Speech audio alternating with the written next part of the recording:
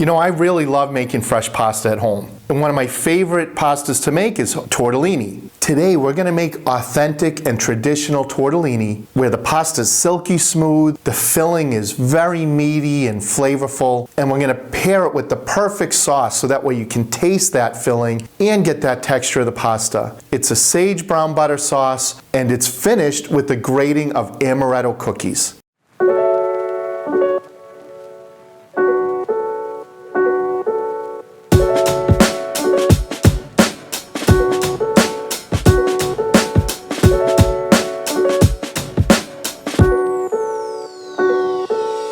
Welcome to Actually Italian. So we just hit 1,000 subscribers and that's a big benchmark to me. So I just want to thank everybody for supporting the channel and I really look forward to the future. I can't wait to share this recipe with you, so let's get into it. Unless you're an Italian grandma that's been making fresh pasta for the last 50 years, you're gonna need to weigh everything out. If you don't know what you're feeling for, you have to have precise measurements so you know that the product at the end is gonna be exactly how you want it. What we're looking for is about 50 grams of liquid, in other words, the egg, for every 100 grams of flour. I wanna make 4 portions, so I've got 4 eggs here. I'm gonna weigh the eggs first and see what we come up with.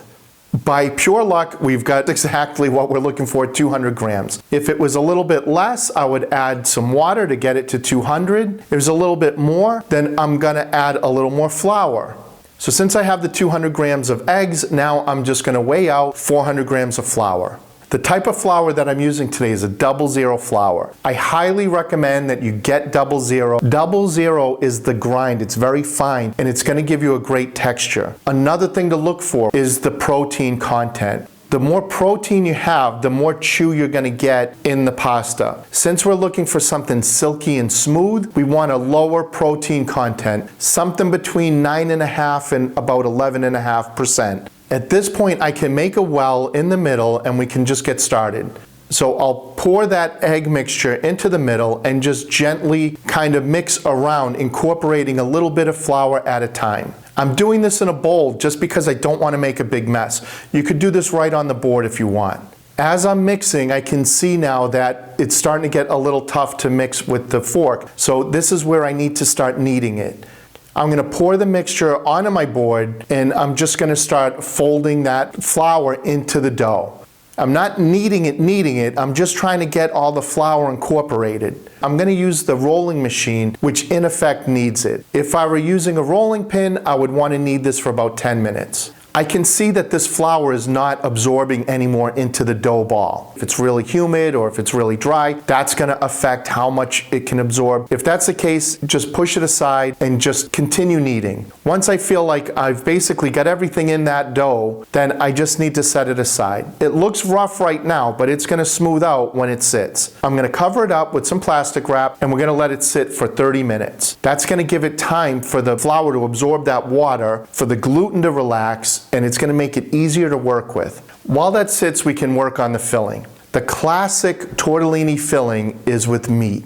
In my case, I'm using some pork shoulder. What you wanna do is put it in a pan, cover it up, and let it cook until really it's rendered out all its fat. If you're using a leaner cut, like a pork loin, you just need to cook it through and set it aside. While my pork is cooking, I'm gonna get the mortadella going. You don't have to use the best mortadella in this. If you find in your supermarket you've got those end pieces that you can buy, go with those. In my case, I just had a little mini mortadella, I'm gonna use that. So I just cut it into cubes and set that aside. Now that the meat's been cooled, I'm gonna put everything in the food processor. So I'll put in the pork, I'll put in my mortadella, a ton of Parmesan cheese because we really wanna taste that Parmesan, some nutmeg, and an egg to bind everything together. I'm gonna really let this go. I want a nice homogeneous paste here. What we're looking for is for it to be compact enough where I can make like a little meatball out of it and it holds its shape. Now that we have the meat filling done, it's time to roll out the pasta. It's nice and soft. It doesn't just bounce right back. I'm gonna cut this in half and kind of squish them down. I'm gonna take one half and set it aside, cover it with some plastic so it doesn't dry out. The other half I wanna get right to the rolling. We're gonna go with the widest setting on the rolling machine to get started. So I roll it through once. I'm gonna fold this over and then roll it again. This technique is going to build strength in the pasta, and it's what's going to hold it together so it doesn't fall apart when it boils. We only need to do that folding through the first 2 settings though. After that, we're going to put it down to the next lowest setting, and we're going to run it through twice for each setting. There's going to come a point when it does get kind of long and it's hard to work with. When that happens, just cut it in half and each section goes through twice. You might have noticed that I haven't added any more flour to this while I'm rolling. If it's not sticking when you run it through, you don't need to add flour, and you shouldn't. You're going to end up with a tough dough later that's dry. It's going to be very hard to work with that dough. So I just keep running the pasta through every setting until it gets really thin. Essentially, you want to be able to read a newspaper through the pasta. It should be that thin. So once I have all the pasta rolled out, we need to get these pretty even. So I've got a ruler. I'm just going to make nice straight lines on the sides and on the top, so that way each sheet is a perfect rectangle. Then I'm going to measure out how big I want these to be. I'm going to make perfect squares. In my case, I'm doing 4 centimeters by 4 centimeters. You can make them bigger, you can make them smaller, but this is a good size to me. In essence, I want them big enough where I can wrap them around my finger. Once I have these all cut into perfectly even squares, they're ready for the filling. Another mistake I see a lot of people make when they make filled pasta is they overfill them.